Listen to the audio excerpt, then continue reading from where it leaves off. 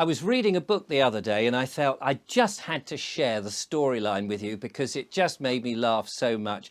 I thought you'd appreciate it. Of course, it's one of those science fiction books. I'm not really into science fiction, but it was one of those books that sort of just left an impression on me. It's called If Only. I forget who the author is. If I find out, I'll let you know. But it takes place on another planet, on another solar system, somewhere on the other side of space, even possibly a mirror of our own solar system. And on this planet, there's a whole load of people who are very lovely and benign and very happy, and they go about their business doing their things. Like most populations on planets, they have their little leaders and their elites, and there's various hierarchies, and people are all happy and they work for them. And this goes on for many, many years. Centuries go past. But as things go on, there's noticed that the elites, the people in control, the people who are making all the rules and regulations, seem to dislike some of the people who just go about their business, perhaps the farmers, the blacksmiths, the undertakers, the candlestick makers, the butchers, and all those sort of people who are providing things and doing things. These lords and these ladies and these elites and these higher class people don't seem to have much respect for these people. It seems a common enough story, doesn't it? It's a complete fiction, of course, wouldn't happen in the real world.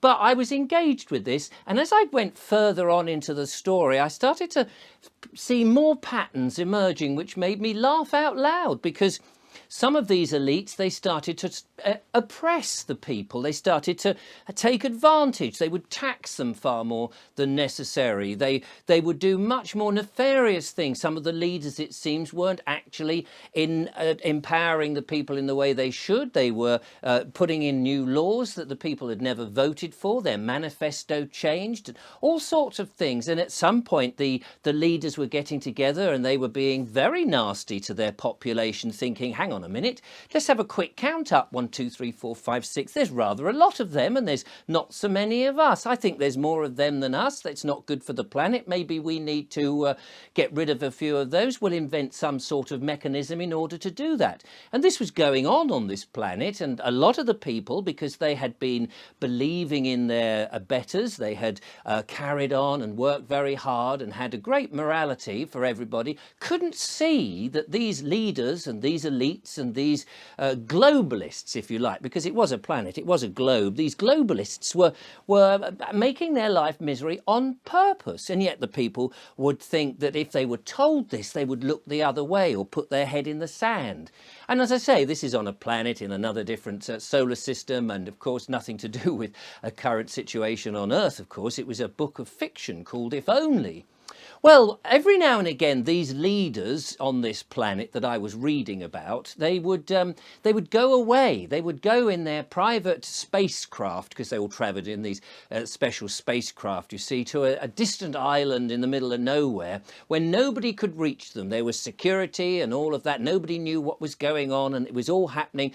It was a land full of cheese with holes in, I believe, and a lot of, weirdly, there was a load of cuckoo clocks around. I don't know what significance that has. But anyway, they used to sort of like this place, and they went there quite regularly, and they would have their meetings and they would rub their hands with glee as they realized how much power they were influencing and how much money that they were able to extract from all these workers, these people who were doing things, who were so oblivious to what was going on.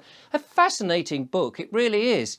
Well, as you get towards the end of the book and you start becoming a bit worried for the ordinary people, because they start disappearing and dropping off and nobody seems to know why, and nobody wants to talk about it, which is, you know, a bit of an odd situation. But of course, it's a work of fiction, so we go along with it and we read it and we see what happens next.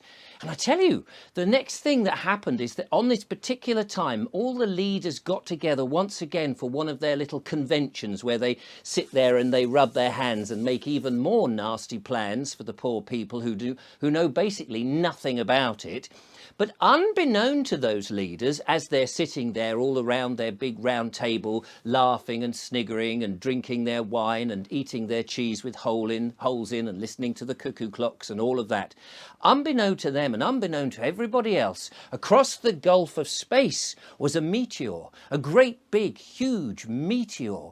And before the people on Earth, the people on this planet, because it wasn't Earth, that was a slip of the tongue, of course, the people on this planet could have any notification explanation whatsoever. This meteor came flying around and landed on this island, just so happened to pick the island. I mean, it was a random act, of course, and this meteor landed on this island with a great big crunch.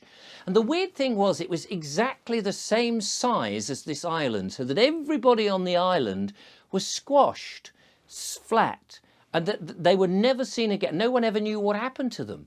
They just seemed to have vanished and disappeared. Maybe they evaporated, who knew?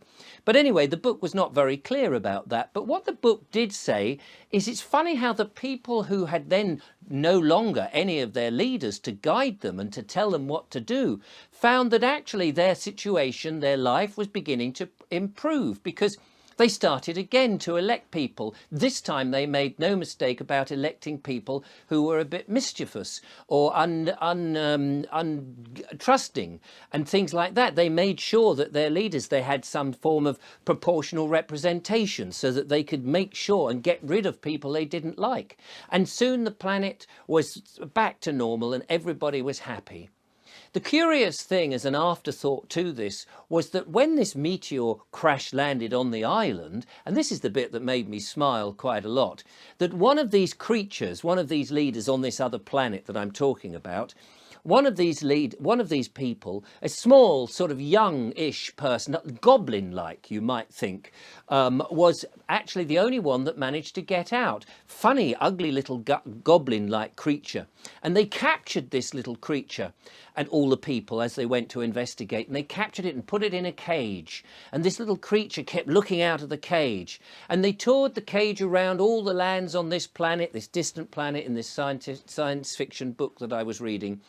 And this little creature kept looking out. And as the people there looked at it, they were throwing squashed tomatoes, or the equivalent, whatever it was they grew on their planet, and cabbages and dung, whatever they could find, really. They threw at this little goblin who was there, one of the last existing of the leaders from the old ways. And the goblin just kept going, "How dare you?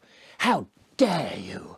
But unfortunately, there was nothing the goblin could do, because society had returned to a much more happy and benign state, and they all lived happily ever after. Maybe not the goblin, but or the leaders who were squashed under the meteor. But anyway, that was the basics of the book. I'm sure if you get the book, it's called If Only, and it made me wonder, actually. I wonder, you know, if only we on this planet could find a nice meteor, it could end many of our problems.